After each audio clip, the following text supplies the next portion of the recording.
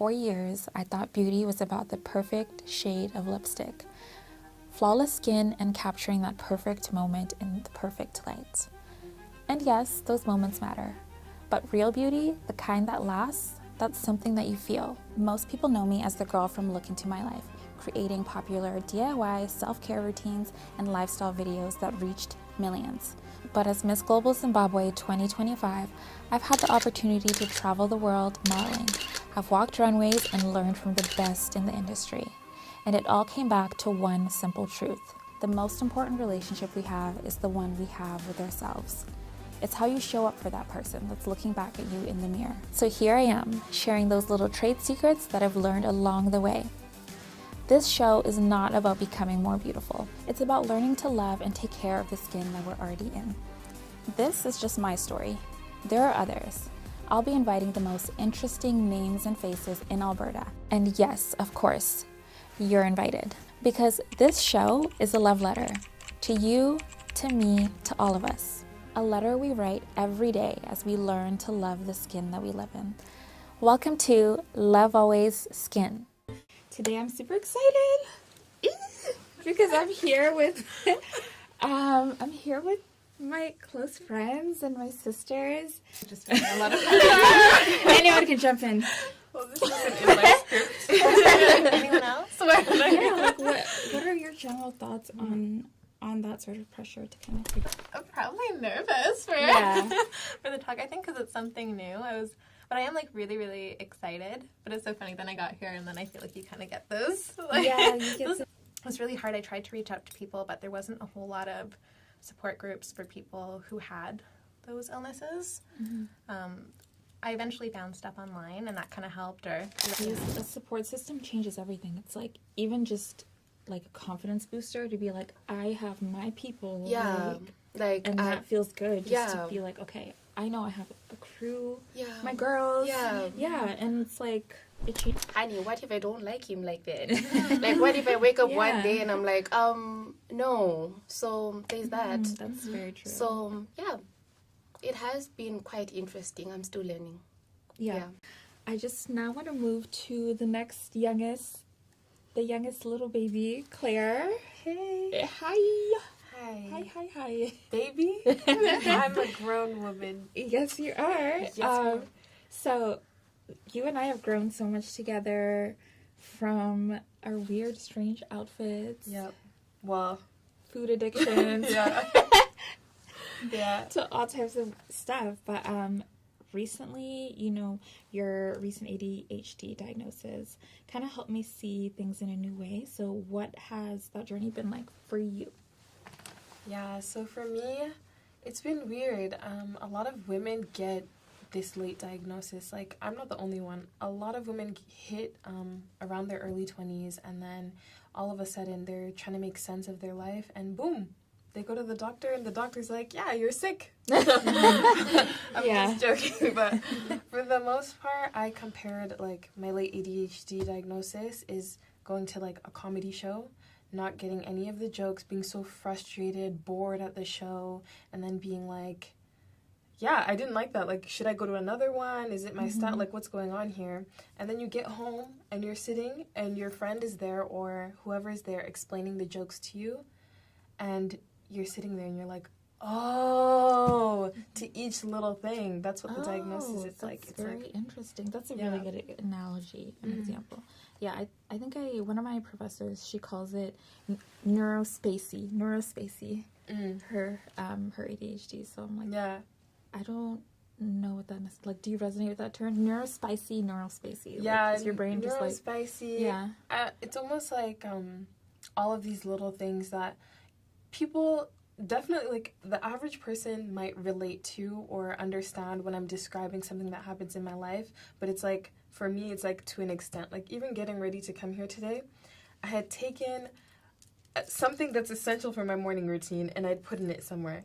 And then I was like, oh, like, right when I needed it the most, I was like, oh, like, I'm already running late, but on top of everything, where did I put this one thing that I need? Mm-hmm. I had no clue. I spent over 10-20 minutes looking for this one item, and I could not proceed without looking for it. So obviously people lose things but it's like, are you losing everything? Are you losing everything? Yeah, yeah. That's what it's been like. Yeah, there was a time in my life where Daddy, he had to print me a stash of keys because I was losing my keys weekly. I'd be coming home, knocking on the door. He's like, "Where's your key?" I lost it at school. Mm-hmm. There's That's little so funny. things. Yeah. I actually didn't know that. Being late for everything, like literally everything. All of my lectures. First day of school, you're seeing me at 8:10. The class started at 7:30. Yeah. Oh. So Yeah.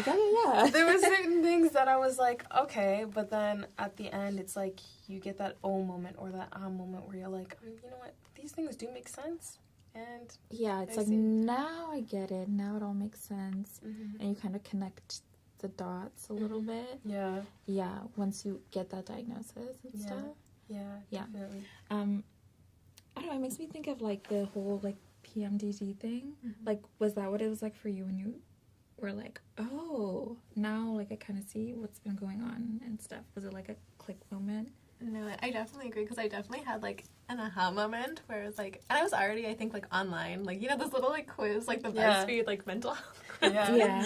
And I was like, okay, I know this isn't normal. I was like, this has got to be something else.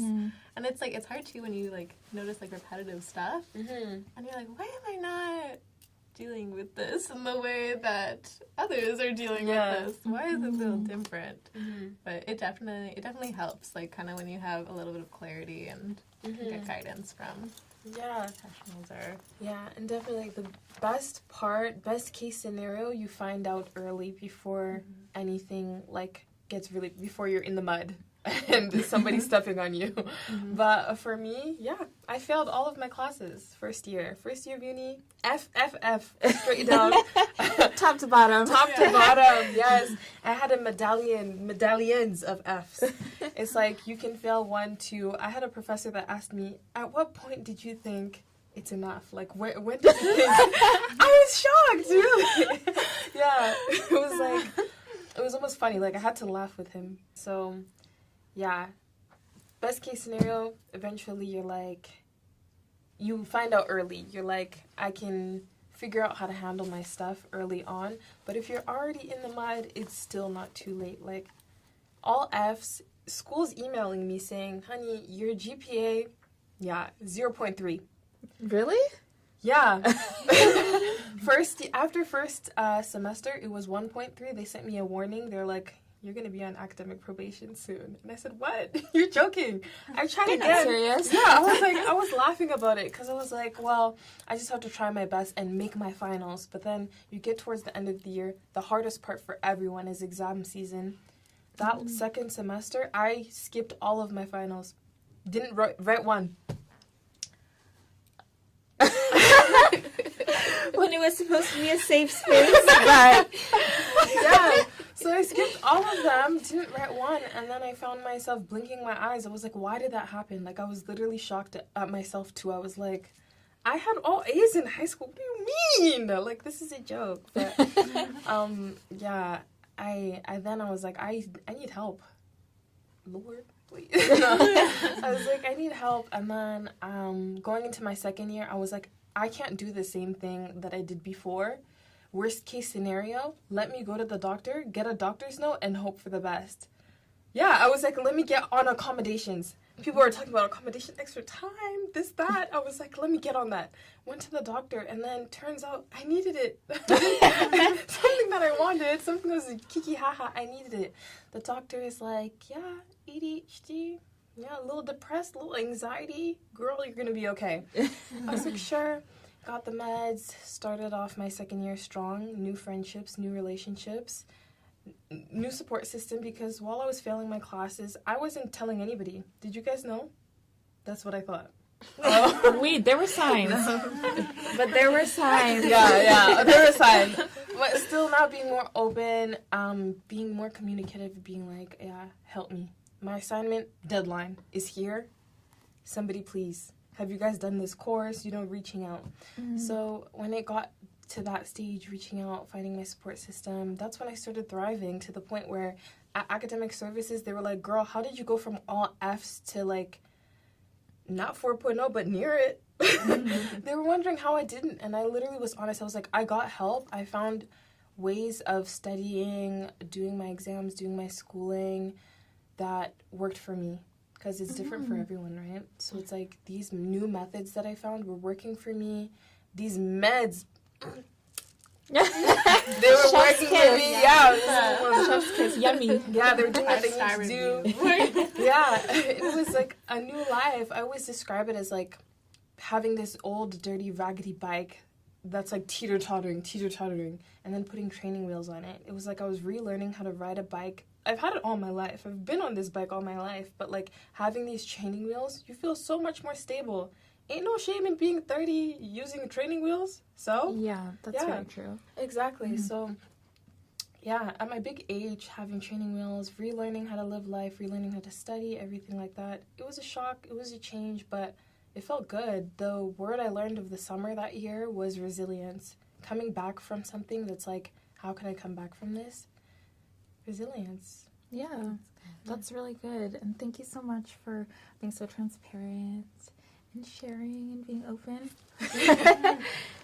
Yeah, so while you were talking, I was just thinking about something my therapist said, which was like, she was basically saying like, okay, when it comes to emotional stability, like,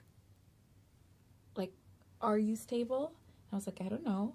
And she's like, you're not. She said, you're not, but that's not a bad thing. She said, that's not a bad thing, because nobody is really ever fully all the time emotionally stable, because we all have like our ups and downs, and it's just kind of on this continuum. And it's about learning what works for you. So if you need training wheels on the bike and you're still moving at your speed or at your pace that you like, why not? Yeah. Yeah, why not? Yeah. And whatever, like, it's just about learning what you need and being able to reach out to be like, okay, I actually need the support, or I need the help. Support system is key. It's like, yeah, sometimes you cut certain people out and all of a sudden, I'm feeling amazing. Life is amazing. So, yeah, that's all like really important stuff that you mentioned. So thank you so much. Is there anything else you would like to share, or? I will say, Celia is very real for saying that Reddit thing, because a lot of the time I find myself Dr. on Reddit. Yeah, Dr. Reddit. Because even if, like, there's times where the family doc, sir, but there's times where I'll be like, I'll go home, like, I'm not satisfied, but it's okay, because I have friends who also have ADHD on Reddit, and who struggle, but also, there's people also sharing their stories. And then not only sharing their stories, but you have that aha moment, and then you have, what do I do with this? And then you have, well, even though I'm on medication, highest dosage, why am I still struggling? And then you have a community. And having that community, that Reddit community, though it's not legit, and though it's not a real doctor, sometimes it feels like reading the stuff and being like, oh, this also happened to you, or you also this, or, oh, the meds make you feel like this, oh, these are side effects that you also struggle with. It really helps a lot. It does, like, just, like, feeling like, oh, I'm not alone in this. Like, just hearing other people's stories helps a lot. Yeah. So, yeah, that's very true. Thank you so much, Claire Bear. Okay, so now I'd like to move to Nyasha. Hi. Hello. How are you today? Good, how are you? I'm good. So, if you could describe how you're feeling, one word. Which word would it be? Did I ask you that? No. I just... Oh, I totally forgot. It's okay. Okay, which word? Relieved. Finals are over. Well, yeah. Submitted. For the most part, yeah. Yeah, summer's starting. Relief. Okay, nice. Thank you. Yeah. Okay, your one word. What would you choose? My one word is, it's an active word, like listening. I'm just kind of tuning into everyone's stories, and it's nice. So, or like it's affirming too. So, Yeah. Well, that's nice. Yeah.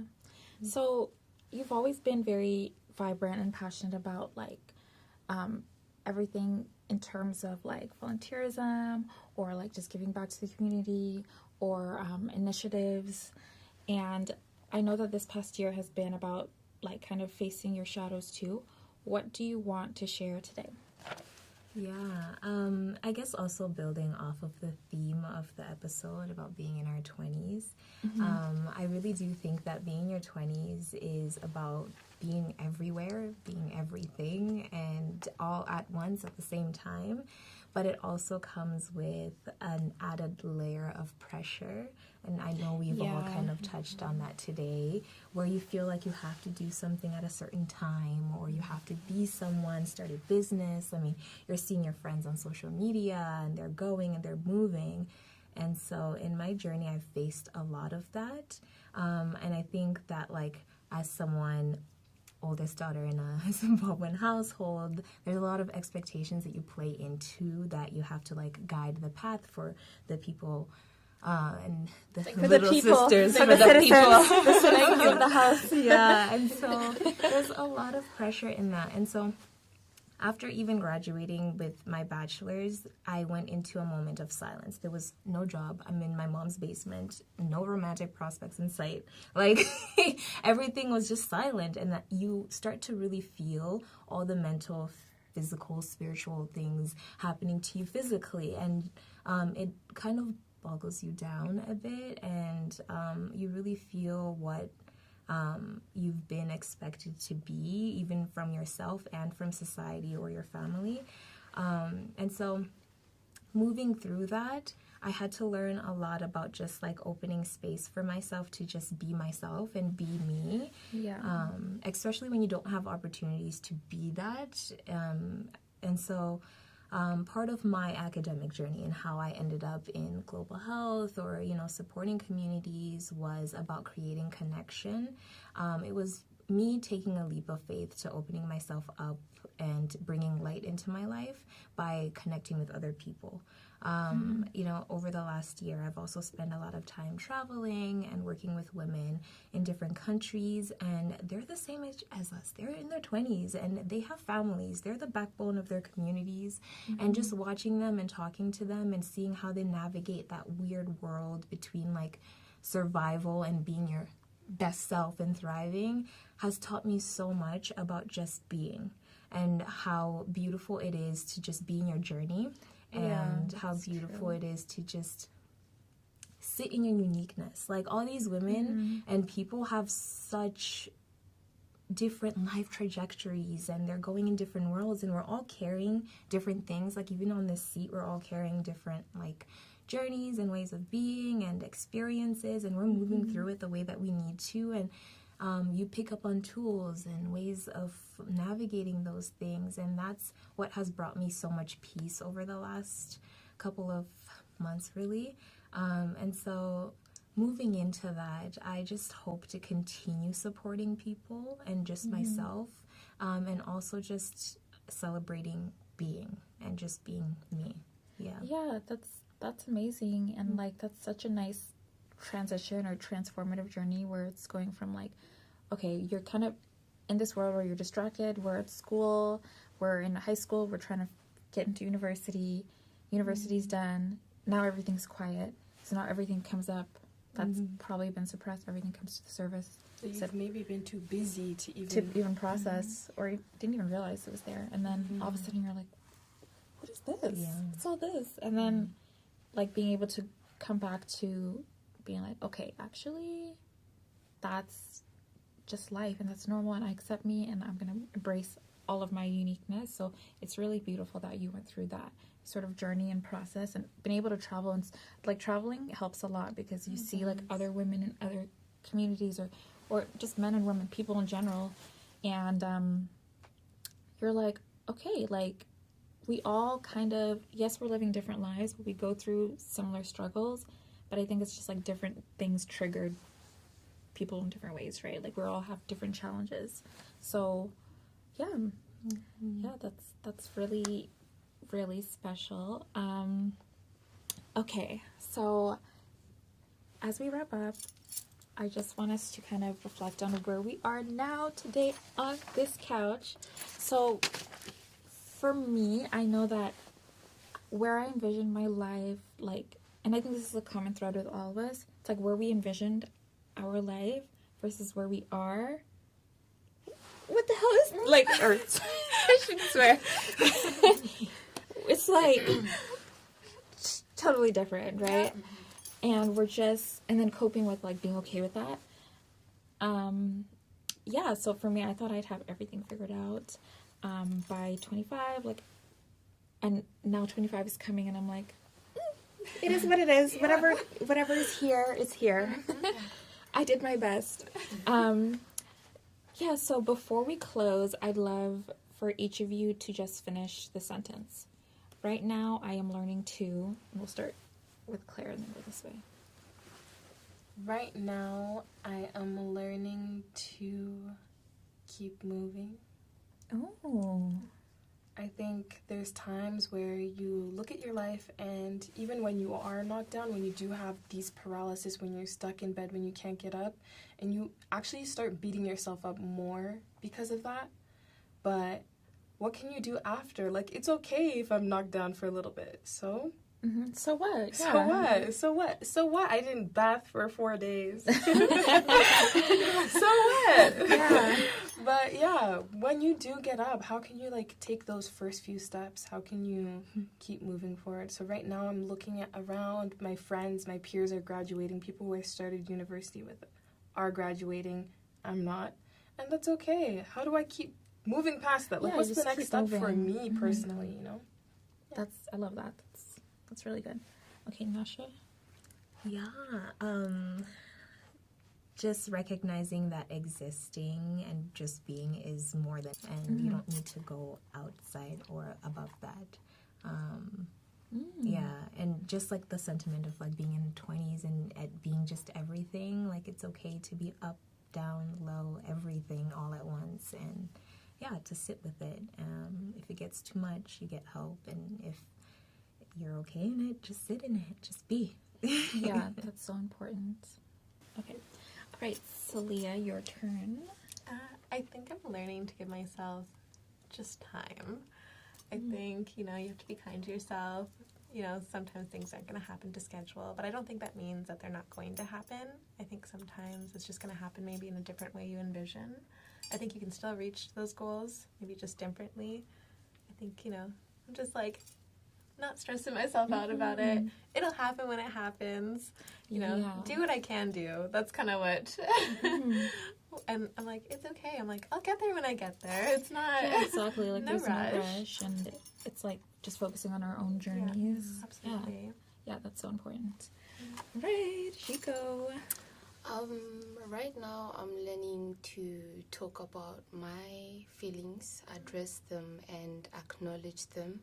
Because I guess I figured that in high school we had friendships, but it was more about what we had in common. We really didn't get into the deep stuff. We really didn't talk about our lives, what we were going through, and sometimes you would feel like talking about it would make you appear weak. But I've learned that talking about it actually makes you stronger. So yeah, I've been learning to express myself more. Wow, I love that. Yeah, that's really important. Like, being vulnerable is not a weakness, it's a strength. Of being like, okay, I can let people see me. That's fine. Yeah, so I love that. Okay, thank you so much, ladies, for coming on this show. And it's the last episode, and I wanted to end it off with you guys because I'm like, yeah, I need the girls to like finish this off and with a bang, and I saved the best for last. So thank you guys so much. Thank you. Yay. Okay. So I know that a lot of us, like when we were planning this episode, we're talking about how self-care, like a self-care ritual for us, and everyone's common thread was sleeping.